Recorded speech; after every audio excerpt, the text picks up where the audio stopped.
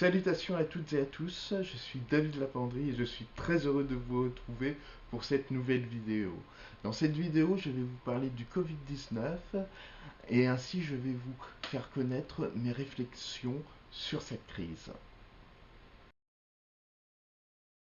Avant de commencer cette vidéo, j'aimerais réaffirmer tout mon soutien à toutes les victimes du Covid-19, à toutes celles et ceux qui ont dû fermer leurs magasins, perdu leur emploi, et à toutes celles et ceux qui ont même perdu une personne proche. Je suis vraiment de tout cœur avec vous.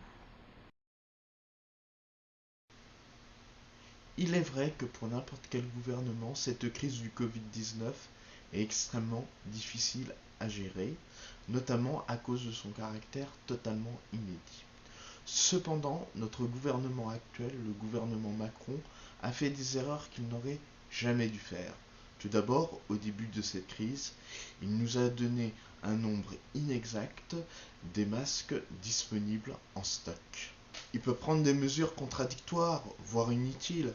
Par exemple, on peut se demander quelle est l'utilité d'un couvre-feu à 18 heures.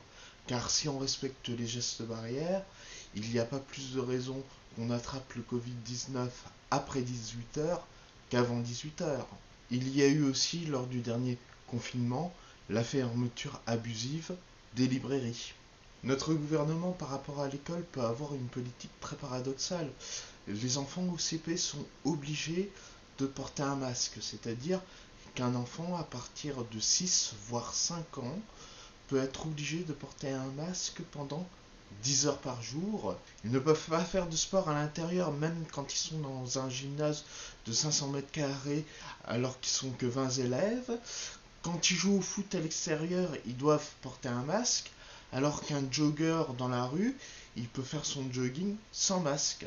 Mais par contre, à la cantine, ils sont sans masque et entassés comme des sardines. Donc on se demande à quoi bon de leur demander tous ces efforts si à l'heure de la cantine, ça se passe comme ça, quoi. Sans compter que leurs camarades en maternelle ne portent pas de masque et peuvent faire du sport à l'intérieur. Alors qu'il n'y a pas tellement de différence entre un enfant de la maternelle et un enfant du CP. On peut se demander où est la logique. Si j'étais président de la République, je ne prendrais pas de demi-mesure. Soit les enfants représentent un véritable danger sanitaire et auquel cas il faut fermer de suite les écoles, soit ils ne représentent pas de menace particulière et on laisse les écoles ouvertes tout en adoptant des protocoles sanitaires que les enfants peuvent tolérer. Forcer un enfant à porter un masque peut avoir des répercussions négatives sur sa psychologie et son éducation. Par exemple, comment fait un instituteur pour savoir si un enfant prononce bien les syllabes quand il lui apprend à lire, si cet enfant a le masque. Et puis un enfant a besoin de voir le visage de ses camarades. Aujourd'hui, 26 février 2021, j'ai vu dans les médias qu'on parle de reconfinement. Ils disent qu'on est même sur le fil du reconfinement. Et en ce qui concerne les écoles, apparemment ce serait une bonne idée de les fermer. En France, par rapport au vaccin du Covid, nous avons pris beaucoup de retard. Selon le site Covid Tracker, le 24 février 2021, il y avait à peu près 2 700 000 personnes qui étaient vaccinées, qui avaient pris au moins la première dose de vaccin, soit 4% de la population à peu près. Et il y avait à peu près 1 400 000 personnes qui avaient reçu les 2 doses de vaccin, soit à peu près 2% de la population française. Ce retard vient en grande partie du fait que notre gouvernement fait trop confiance aux laboratoires. Et c'est là où on voit les limites du capitalisme. Car dans l'idéologie du capitalisme, il faut laisser agir le marché et les entreprises tout en limitant au maximum l'intervention de l'État. Cette crise nous révèle qu'il ne faut pas suivre ces dogmes.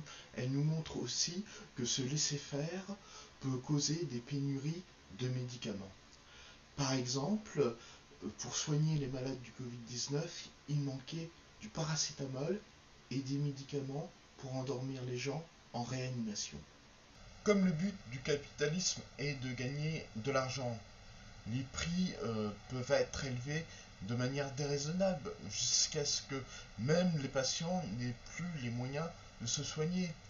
Il y a un reportage d'Arte que je mettrai en description qui montre un patron d'entreprise pharmaceutique qui a été convoqué devant le Parlement américain.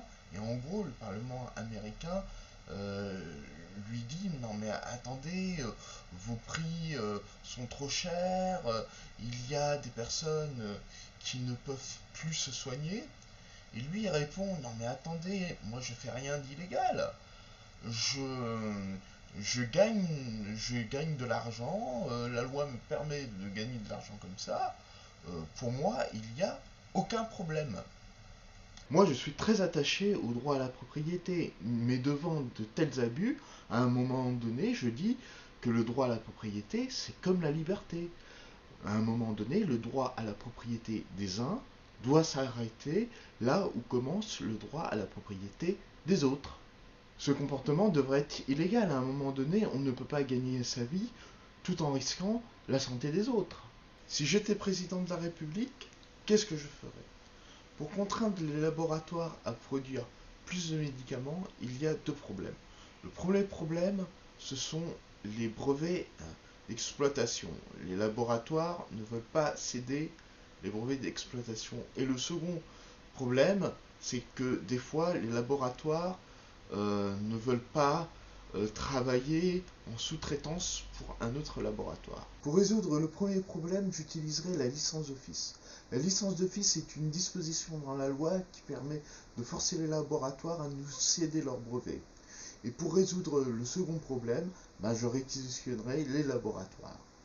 Cette problématique de production du vaccin nous pose une question fondamentale. Est-ce que ce vaccin doit-il devenir un bien public? Et cette question se pose bien évidemment pour d'autres médicaments qui sont essentiels, et même pour d'autres vaccins aussi. Avant de terminer cette vidéo, j'aimerais dire notamment à celles et à ceux qui hésiteraient encore à se faire vacciner que les vaccins contre le Covid-19 sont les seules solutions pour sortir de cette crise. Je pense qu'il n'y a pas beaucoup d'effets secondaires. Je pense qu'il y a plus de probabilité d'avoir un accident de voiture que d'avoir des effets secondaires graves dus au vaccin contre le Covid-19. C'est pour ça que dès que cela sera possible, je me ferai vacciner sans hésiter une seule seconde. Je vous remercie d'avoir regardé cette vidéo. Alors comme d'habitude, si cette vidéo vous a plu, n'hésitez pas à mettre un pouce bleu, abonnez-vous, n'hésitez pas non plus à la partager. Voilà, écoutez, je vous dis à la prochaine fois. Au revoir.